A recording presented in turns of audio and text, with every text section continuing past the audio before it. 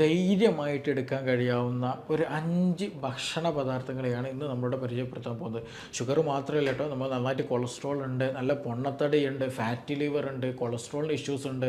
ഇവർക്കൊക്കെ എടുക്കാൻ കഴിയാവുന്ന ഒരു 5 ഭക്ഷണങ്ങൾ നമുക്ക് ഇന്നിവിടെ പരിചയപ്പെടാം. ഈ ഭക്ഷണം കഴിക്കുന്നതുകൊണ്ടുള്ള മെച്ചം അതുകൊണ്ട് തന്നെ ഷുഗർ കുറയാൻ അത് ഹെൽപ്പ് ചെയ്യും. നല്ല രീതിയിൽ നല്ലൊരു ഹെൽത്ത് മെയിൻറ്റെയിൻ ചെയ്യാൻ നമ്മൾ ഹെൽപ്പ് ചെയ്യും. ഫാറ്റി ലിവർ മാറാൻ ഹെൽപ്പ് ചെയ്യും. പൊണ്ണത്തടി കുറയ്ക്കാനൊക്കെ ഹെൽപ്പ് ചെയ്യും. ഇൻസുലിൻ റെസിസ്റ്റൻസ് ഒക്കെ കുറയ്ക്കാൻ അത് ഹെൽപ്പ് ചെയ്യുന്നതാണ്. അപ്പോൾ ഈ 5 പദാർത്ഥങ്ങൾ നിങ്ങളുടെ ഭക്ഷണത്തിൽ ഉൾപ്പെടുത്താൻ നിർബന്ധമായിട്ട് ശ്രദ്ധിക്കുക. അതിൽ ആദ്യമായിട്ട് ഒന്നാമത് പറയുന്നത് ഇലക്കറികളാണ്. നന്നായിട്ട് ഇലക്കറികൾ ഭക്ഷണത്തിൽ ഉൾപ്പെടുത്തിയുള്ള മെച്ചം എന്താണെന്ന് വെച്ചിട്ടുണ്ടെങ്കിൽ, ഒന്ന് നന്നായിട്ട് ഫൈബേഴ്സ് ഉണ്ട്, നല്ല ഫൈബേഴ്സ് ഉണ്ട്, വൈറ്റമിൻസിന് മിനറൽസ് ഒക്കെ ഈ ഇലക്കറികളിലൂടെ നമുക്ക് ലഭിക്കും എന്നുള്ളതാണ്. അപ്പോൾ ഇത് നമ്മുടെ ഭക്ഷണത്തിൽ എന്ത് ചെയ്യുക, 1-2 നേരക്കമായിട്ട് ഉൾപ്പെടുത്തുകയാണെന്നുണ്ടെങ്കിൽ നമുക്ക് വേണ്ടതായിട്ടുള്ള ഫൈബേഴ്സും മിനറൽസും കാര്യങ്ങൾ കിട്ടുകയും ചെയ്യും.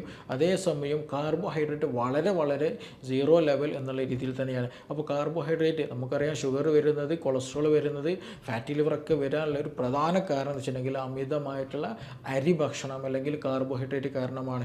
അപ്പോൾ ഈ ഒരു കാർബോഹൈഡ്രേറ്റ് ലെസ് ആയിട്ടുള്ള ഏറ്റവും നല്ല ഒരു നമുക്ക് നമ്മുടെ വീട്ടിന് ചുറ്റുപാടത്ത് കിട്ടുന്ന ഒരു സംഗതിയാണ് ഈ പറഞ്ഞിട്ടുള്ള ഇലക്കറികൾ എന്നുള്ളത്. അത് ഉപ്പേരിയായിട്ടോ ഇനി അതല്ല മറ്റ് ഇലക്കറികളായിട്ടോ എന്തെങ്കിലുമൊക്കെ ആയിട്ട് നമുക്ക് ഉപയോഗപ്പെടുത്തുക എന്നുള്ളതാണ്. ഒന്നാമത് ഇലക്കറികൾ നമ്മൾ ആഡ് ചെയ്യുക എന്നുള്ളത് തന്നെയാണ്. അപ്പോൾ രണ്ടാമതായിട്ട് നമുക്ക് പറയാനുള്ളത് എന്താണെന്ന് വെച്ചിട്ടുണ്ടെങ്കിൽ ഫിഷ്, മീൻ വളരെ നല്ല ഒരു കാർബോഹൈഡ്രേറ്റ് വളരെ കുറഞ്ഞിട്ടുള്ളതും അതേസമയം നമുക്കറിയാം omega-3 ഫാറ്റി ആസിഡ് അല്ലേ, മീനിൽ നിന്ന് പ്രത്യേകം കിട്ടുന്ന ഒരു ഫാറ്റി ആസിഡാണ് കൂടുതലായിട്ടും. അപ്പോൾ അതുകൊണ്ട് omega-3 കൂടിയ ഫിഷ്, അതേപോലെ തന്നെ പ്രോട്ടീൻ കൂടിയിട്ടുള്ള, അതേസമയം കാർബോഹൈഡ്രേറ്റ് വളരെ കുറഞ്ഞിട്ടുള്ള ഒരു സംഗതിയാണ് സാൽമൺ, എസ്പെഷ്യലി സാൽമൺ പോലെയുള്ള ഫിഷുകളൊക്കെ. അപ്പോൾ നമ്മുടെ ഭക്ഷണത്തിൽ എന്ത് ചെയ്യുക, ഫിഷ് ഉൾപ്പെടുത്താൻ വളരെ നല്ലതാണ്. ഫിഷ് കഴിക്കുമ്പോൾ നമ്മൾ ശ്രദ്ധിക്കേണ്ടതെന്ന് വെച്ചിട്ടുണ്ടെങ്കിൽ കരിച്ചതായിട്ടോ പൊരിച്ചതായിട്ടോ വറുത്തതോ ചുട്ടതോ ഒന്നും ആകരുത്. പരമാവധി എന്ത് ചെയ്യണം, കറി വെച്ച് വേവിച്ച മീനാകാൻ ശ്രദ്ധിക്കുക. അല്ലെങ്കിൽ ആവിയിൽ വേവിച്ചത്, ഇനി അതല്ല കറിയിൽ വേവിച്ചതായിട്ടുള്ളത് നോക്കുക. അമിതമായിട്ട് എരിവും ഈ പുളിയും ഒക്കെ ഉള്ള ഒരു കണ്ടീഷനൊക്കെ ഒഴിവാക്കിയിട്ട് ഹെൽത്തി ആയിട്ട് തന്നെ അത് കുക്ക് ചെയ്യാനും കൂടെ നമ്മൾ ശ്രദ്ധിക്കണം. ഓവർ കുക്കിംഗ് ചെയ്താൽ പ്രശ്നമാണ്, തീരെ കുക്ക് ചെയ്തില്ലെങ്കിലും പ്രശ്നമാണ്. അപ്പോൾ ഒരു മിനിമം ലെവലിൽ കുക്കിംഗ് വളരെ ഇമ്പോർട്ടൻ്റ് ആണ്. അപ്പോൾ അത് എന്ത് ചെയ്യണം, ആവിയിൽ വേവിക്കുക. അപ്പോൾ ചിക്കൻ്റെ കേസൊക്കെ ആണെന്നുണ്ടെങ്കിൽ എന്ത് ചെയ്യാം, മന്തി ചിക്കൻ വളരെ നല്ലതാണ്. എന്നതുപോലെ അത് വേവിച്ചിട്ടുള്ള അല്ലെങ്കിൽ ആവിയിൽ പുഴുങ്ങിയെടുക്കുന്നതാണ്. അപ്പോൾ എന്നതുപോലെ മീൻ അതേപോലെയൊക്കെ ചെയ്യുകയാണെങ്കിൽ അത് വളരെ നല്ലതാണ്.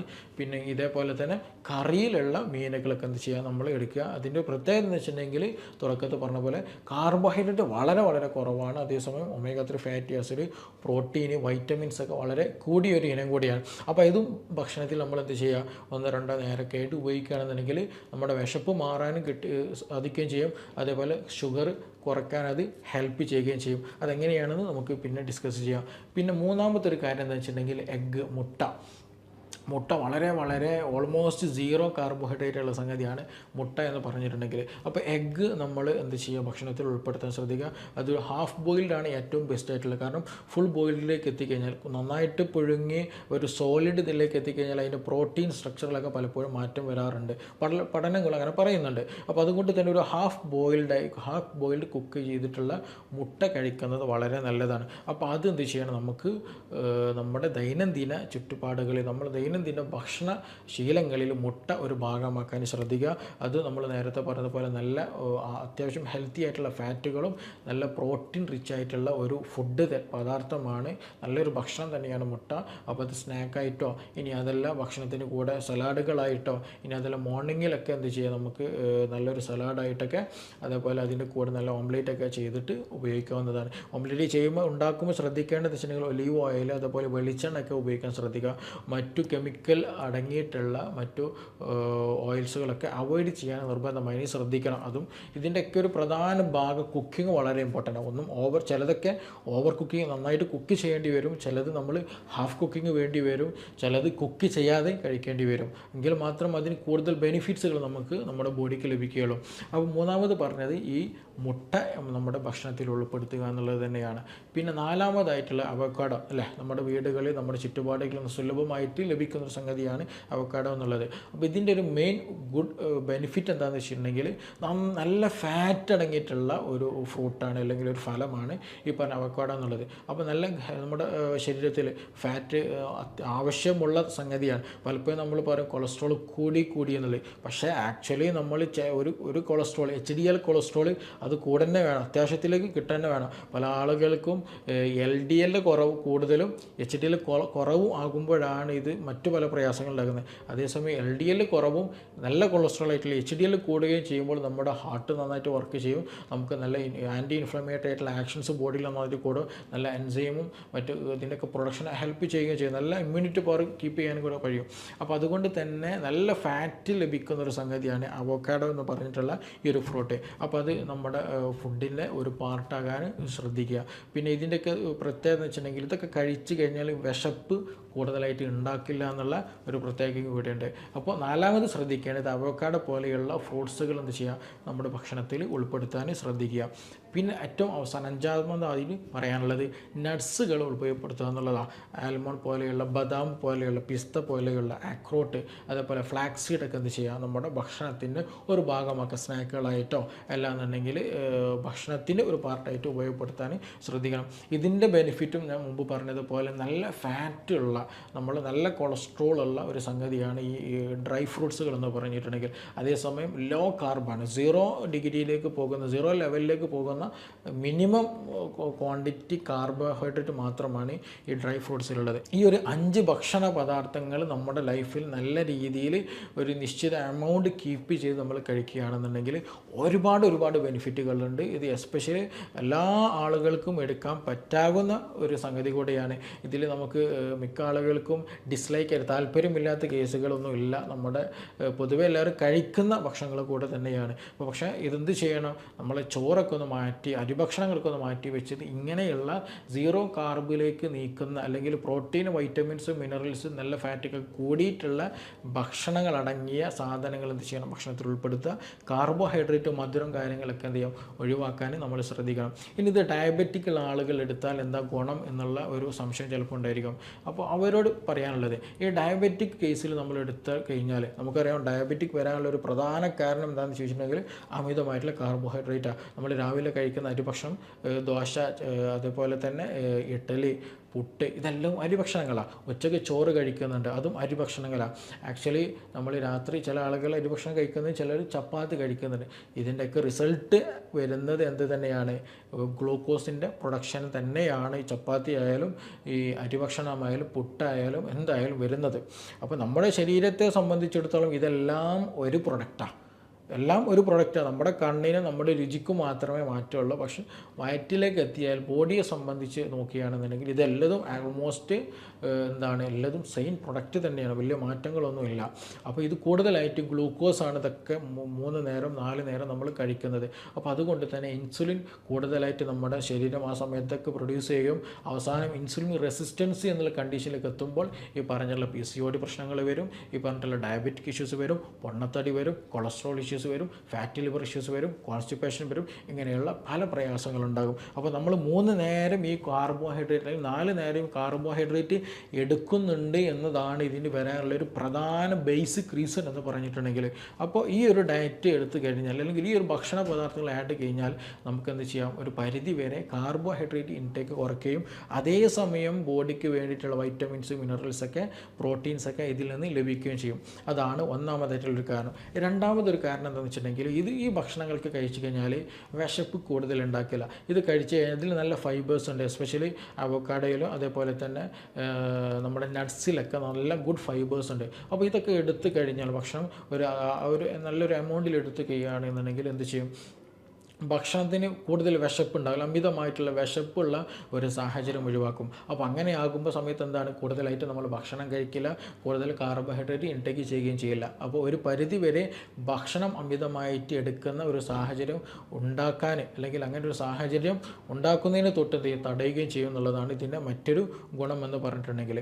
മറ്റൊരു കാര്യം ഇതുകൊണ്ട് എടുക്കുന്ന ഉള്ളൊരു ബെനിഫിറ്റ് എന്താണെന്ന് വെച്ചിട്ടുണ്ടെങ്കിൽ, ന്യൂട്രീഷൻസ് നന്നായിട്ടുള്ളതാണ്. ഞാൻ തുടക്കത്തിൽ പറഞ്ഞു, ഒന്നിൻ്റേതും ബേസിക്കായിട്ട് എടുത്ത് തന്നെ പറഞ്ഞ് നമുക്ക് നല്ല ഫൈബേഴ്സ് വരുന്നുണ്ട്, നല്ല കാർബോഹൈഡ്രേറ്റ് കുറവാണ്, അതേപോലെ പ്രോട്ടീൻ റിച്ചാണ്, വൈറ്റമിൻസ് നന്നായിട്ടുണ്ട്, മിനറൽസ് നന്നായിട്ടുണ്ട്. ഇതൊക്കെ നമ്മുടെ ശരീരത്തിന് വേണ്ടിയിട്ടുള്ള എൻസൈമോ ഹോർമോണ് മറ്റു പല ഗ്രോത്ത് ഫാക്ടേഴ്സ് കൂട്ടുന്ന നല്ല ഇമ്മ്യൂണിറ്റി കൂട്ടുന്ന സംഗതികളും നമ്മളെ ഹെൽത്ത് മെയിൻറ്റെയിൻ ചെയ്യാൻ ഹെൽപ്പ് ചെയ്യുന്ന സാധനങ്ങളൊക്കെ തന്നെയാണ്. അപ്പോൾ നല്ല ന്യൂട്രീഷൻസ് റിച്ച് ആയതുകൊണ്ട് തന്നെ നമ്മുടെ ബോഡിയെ സംബന്ധിച്ചിടത്തോളം ബോഡിക്ക് വേണ്ട എല്ലാ എലമെൻറ്റ്സ് അതിൽ നിന്ന് കിട്ടുകയും ചെയ്യും, ആവശ്യമില്ലാത്തത് അതിലില്ലതാണ്. അപ്പോൾ അതുകൊണ്ട് ഒരു നല്ല ഹെൽത്തി ലൈഫ് സ്റ്റൈൽ കീപ്പ് ചെയ്യാൻ വേണ്ടിയിട്ടുള്ള എല്ലാ ന്യൂട്രീഷൻസും ഈ പറഞ്ഞിട്ടുള്ള ഈ ഒരു ഡയറ്റ് അല്ലെങ്കിൽ ഈ ഒരു 5 പദാർത്ഥങ്ങളിലുണ്ട് എന്നുള്ളതാണ് ഇതിൻ്റെ മറ്റൊരു ബെനിഫിറ്റും.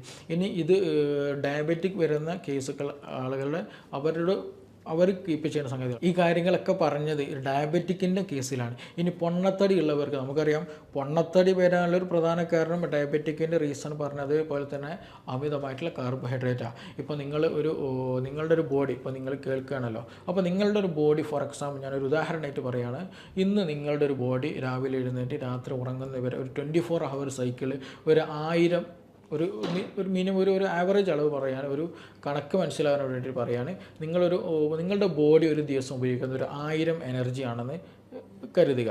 പക്ഷേ നിങ്ങൾ എന്ത് ചെയ്യുന്നുണ്ട്, ഭക്ഷണത്തിലൂടെ ഒക്കെ ആയിട്ട് ഒരു 2000 എനർജി അല്ലെങ്കിൽ 2000 എനർജി നിങ്ങൾ ഭാഗത്തേക്ക് കഴിച്ചുകൊണ്ടിരിക്കുന്നുണ്ട്. 1000 ശരീരത്തിന് വേണ്ടത്, പക്ഷേ 2000 എനർജി നിങ്ങൾ കഴിച്ചുകൊണ്ടിരിക്കുന്നുണ്ട് അല്ലേ. അപ്പോൾ എന്താണ്, ശരീരം 1000 ഉപയോഗിച്ച് 1000 ബാക്കി വരും അല്ലേ, സ്വാഭാവികമാണ്. അപ്പോൾ ഈ 1000 ബാക്കി വരുന്ന എനർജി എന്ത് ചെയ്യുമെന്നുള്ള ഒരു ചോദ്യമുണ്ട്. ആ ഒരു ചോദ്യത്തിന് ഉത്തരം എന്താണെന്ന് വെച്ചിട്ടുണ്ടെങ്കിൽ നമ്മുടെ ലിവറാണ് ഓൾമോസ്റ്റ് നമ്മുടെ ശരീരത്തിൽ 80% ഫാറ്റുകൾ ഉണ്ടാക്കുന്നത്, കൊളസ്ട്രോൾ ഉണ്ടാക്കുന്നത്. അല്ലാതെ നമ്മൾ കഴിച്ചിട്ട് ഭക്ഷണം കൊളസ്ട്രോളായിട്ട് കഴിക്കുന്നതല്ല, നമ്മുടെ ലിവർ എന്ത് ചെയ്യുന്നതാണ്, കൊളസ്ട്രോൾ ഉണ്ടാക്കുന്ന ഫാറ്റ് ഉണ്ടാക്കുന്നതാണ്. അപ്പോൾ ചുരുക്കി പറഞ്ഞാൽ നമ്മുടെ ശരീരത്തിന് 1000, നിങ്ങളുടെ ശരീരത്തിന് 1000 വരുന്നുള്ളൂ ഒരു എനർജി ആയിട്ട്, പക്ഷേ നിങ്ങൾ എന്ത് ചെയ്യുന്നുണ്ട്, 2000 എനർജിക്കുള്ള സംഗതി കഴിക്കുന്നുണ്ട്. അപ്പോൾ 1000 എന്താണ്, എക്സ്ട്രാ ആണ്, കൂടുതലാണ്. അപ്പോൾ ഈ 1000 എക്സ്ട്രാ വരുന്ന എനർജി എന്ത് ചെയ്യും, ലിവർ ഫാറ്റായിട്ട് സ്റ്റോർ ചെയ്യും, കൊഴുപ്പായിട്ട് നമ്മുടെ ശരീരത്തിൽ കൂടുതൽ സ്റ്റോർ ചെയ്യും. അപ്പോൾ നമ്മൾ അമിത ഭക്ഷണം കഴിച്ചു കഴിഞ്ഞാൽ ഈ അമിതമായിട്ട് വരുന്നത് എന്തൊക്കെയുണ്ടോ അത് ഓൾമോസ്റ്റ് ഷുഗറാണ്, കാർബോഹൈഡ്രേറ്റ് ആണ്. ഈ കാർബോഹൈഡ്രേറ്റ് ഒക്കെ എന്ത് ചെയ്യും, ലിവർ ഫാറ്റായിട്ട് സ്റ്റോർ ചെയ്യും. അപ്പോഴാണ് നമുക്ക് പൊണ്ണത്തടി അല്ലെങ്കിൽ ഒബേസിറ്റി പോലെയുള്ള പ്രശ്നങ്ങളൊക്കെ ഉണ്ടാക്കുന്നത്. അപ്പോൾ ചുരുക്കി പറഞ്ഞാൽ കൊളസ്ട്രോൾ കൂടാൻ അതേപോലെ പൊണ്ണത്തടി വരാനൊക്കെ ഒരു പ്രധാന കാരണം എന്ന് പറഞ്ഞിട്ടുണ്ടെങ്കിൽ ഹൈ കാർബോഹൈഡ്രേറ്റുകൾ കഴിക്കുന്നതാണ്. നമ്മൾ ഭക്ഷണത്തിൽ രാവിലെ അരിഭക്ഷണം കഴിക്കുന്നുണ്ട്, ഉച്ചക്ക് അരിഭക്ഷണമാണ്, രാത്രി അരിഭക്ഷണമാണ്, അതിനിടയിൽ മധുരമിട്ട ചായ കുടിക്കുന്നു, പായസം കുടിക്കുന്നു, മറ്റു പല പദാർത്ഥങ്ങൾ കഴിക്കുമ്പോൾ അതിൽ 90% ഇന്നെന്താണ്, കാർബോഹൈഡ്രേറ്റുകളാണ്. അത് ചിലപ്പോൾ മധുരമായിട്ടായിരിക്കും കാർബോഹൈഡ്രേറ്റ്, ചിലപ്പോൾ അരിഭക്ഷണമായിട്ടായിരിക്കും കാർബോഹൈഡ്രേറ്റ്, ചിലപ്പോൾ മറ്റു വേറെ എന്തെങ്കിലും ഫ്രൂട്ട്സിലൂടെ ആയിരിക്കും കാർബോഹൈഡ്രേറ്റ്. അപ്പോൾ ഇതൊക്കെ സംഗതി വന്നാൽ തേനിലും കാർബോഹൈഡ്രേറ്റ് ഉണ്ട്. അതേപോലെ തന്നെയാണ് ഒരുപാട് പദാർത്ഥങ്ങൾ നമ്മൾ കഴിച്ചുകൊണ്ടിരിക്കുന്നതിലൊക്കെ കാർബോഹൈഡ്രേറ്റാണ്. ഇതൊക്കെ നമ്മുടെ രുചിക്കും കണ്ണിനും കാഴ്ചക്കും വ്യത്യാസം ഉണ്ടാകുന്നുള്ളൂ, പക്ഷേ ശരീരത്തെ സംബന്ധിച്ചിടത്തോളം എല്ലാതും കാർബോഹൈഡ്രേറ്റാണ്. അപ്പോൾ അത് വളരെ ഇമ്പോർട്ടൻ്റ് ആയിട്ട് നമ്മൾ പരിഗണിക്കേണ്ട ഒരു സംഗതിയാണ്. അപ്പോൾ പൊണ്ണത്തടി ഉള്ളവർ ഇത് എടുത്തു കഴിഞ്ഞാൽ എന്താണെന്ന് വെച്ചിട്ടുണ്ടെങ്കിൽ അമിതമായിട്ടുള്ള കാർബോഹൈഡ്രേറ്റ് എടുക്കുന്നത് കുറയ്ക്കാൻ കഴിയും, നല്ല ബോഡിക്ക് ആവശ്യമുള്ള നല്ല ഫാറ്റുകളും കാര്യങ്ങളൊക്കെ ലഭിക്കുകയും ചെയ്യുന്നുള്ളതാണ്. പിന്നെ നമ്മൾ മുമ്പ് പറഞ്ഞതുപോലെ അമിതമായിട്ടുള്ള വിശപ്പ് ഉണ്ടാകുന്ന സാഹചര്യം ഉണ്ടാകില്ല. അത് മിതമാക്കാൻ, വിശപ്പൊന്ന് കുറക്കാൻ, ആവശ്യത്തിലേക്ക് എത്തിക്കാൻ എന്ത് ചെയ്യും, ഈ പറഞ്ഞ ഭക്ഷണ പദാർത്ഥങ്ങളൊക്കെ ഹെൽപ്പ് ചെയ്യുന്നുള്ളതാണ്. അപ്പോൾ ഈ കാര്യങ്ങളൊക്കെ നമ്മൾ നിർബന്ധമായിട്ട് ശ്രദ്ധിക്കണം. പിന്നെ അതേപോലെ തന്നെ നമ്മളിത് എടുക്കുന്നത് ഭക്ഷണം കഴിക്കേണ്ടത് സംഗതികളൊക്കെ എന്ന് വെച്ചിട്ടുണ്ടെങ്കിൽ രാത്രി സമയത്ത് കൂടുതലായിട്ട് ഭക്ഷണം കഴിക്കരുത്. പകൽ സമയത്ത് എസ്പെഷ്യലി മോർണിംഗ് സമയത്ത്, ഉച്ച സമയത്ത് അല്ലെങ്കിൽ ഈവനിങ് സമയത്തൊക്കെ സ്നാക്കുകളൊക്കെ ആയിട്ട് എന്ത് ചെയ്യുക, എടുക്കുക. ഈ രാത്രി സമയത്തേക്ക് കൂടുതൽ കാർബോഹൈഡ്രേറ്റ് എടുത്തു കഴിഞ്ഞാൽ നമുക്കറിയാം നമ്മുടെ ബോഡി അല്ലെങ്കിൽ നമ്മുടെ ബോഡി ഒരു വർക്ക്ഷോപ്പിൽ കടത്തുകയാണ് അല്ലെങ്കിൽ ഒരു റെസ്റ്റിംഗ് കണ്ടീഷനിലേക്ക് പോകുന്നൊരു സമയമാണ് രാത്രി. അത് നമ്മൾ ഉറങ്ങുന്ന സമയമാണ്, കൂടുതൽ ആക്ടിവിറ്റീസ് ഒന്നും ചെയ്യുന്നില്ലല്ലോ. ഉറങ്ങുന്ന സമയത്ത് ഏറ്റവും മിനിമം ലോ എനർജി മതി ശരിക്കും ആക്ച്വലി. പക്ഷേ നമ്മൾ എന്ത് ചെയ്യും, രാത്രി ഉറങ്ങാൻ പോകുന്ന നേരത്ത് നല്ല ബിരിയാണി അടിക്കും, അല്ലെങ്കിൽ നല്ല മന്തി അടിക്കും, കുഴിമന്തി അടിക്കും, നല്ല വയറ് ഫുള്ളായിട്ട് പോയി കിടക്കും. പക്ഷേ ശരീരത്തെ സംബന്ധിച്ചിടത്തോളം ആ സമയത്ത് എന്തിനാവശ്യമില്ല, വെരി മിനിമം എനർജി മതി. ഉറങ്ങുന്ന സമയമാണ്, കൈകാലുകൾ അധ്വാനിക്കുന്നില്ല, വേറെ അധ്വാനങ്ങളൊക്കെ വളരെ കുറവാണ്. അപ്പോൾ മിനിമം എനർജി മതി. പക്ഷേ നമ്മൾ എന്ത് ചെയ്യും, ഹൈ എനർജിക്കുള്ള ഫ്യൂവൽ എണ്ണ അടിച്ചിട്ട് എന്ത് ചെയ്യുന്നതാണ്, പോയി കിടന്നുറങ്ങും. അപ്പോൾ അങ്ങനെ ഒരു സാഹചര്യം വന്നു കഴിഞ്ഞാൽ എന്ത് ചെയ്യും, ഈ വരുന്ന എക്സ്ട്രാ ആയിട്ടുള്ള എനർജിയാണ് എല്ലാ എനർജി എന്ത് ചെയ്യും, ലിവർ ഫാറ്റായിട്ട് സ്റ്റോർ ചെയ്യും. അപ്പോൾ കൊളസ്ട്രോൾ നന്നായിട്ട് കൂടും. അപ്പോൾ അതുകൊണ്ടാണ് പല ആളുകളും ഹാർട്ട് അറ്റാക്ക് രാത്രി വരാനുള്ള ഒരു സാധ്യത ഉള്ളത് ഏറ്റവും കൂടുതലുള്ളത്. പിന്നെ അതേപോലെ പൊണ്ണത്തടിയൊക്കെ അങ്ങനെയുള്ള ആളുകൾക്ക് പെട്ടെന്ന് വരികയും ചെയ്യുന്നുള്ളതാണ്. ഏറ്റവും നല്ലത് മന്തി പോലെയുള്ള കഴിക്കാൻ ഏറ്റവും നല്ല സമയം അതിരാവിലെ.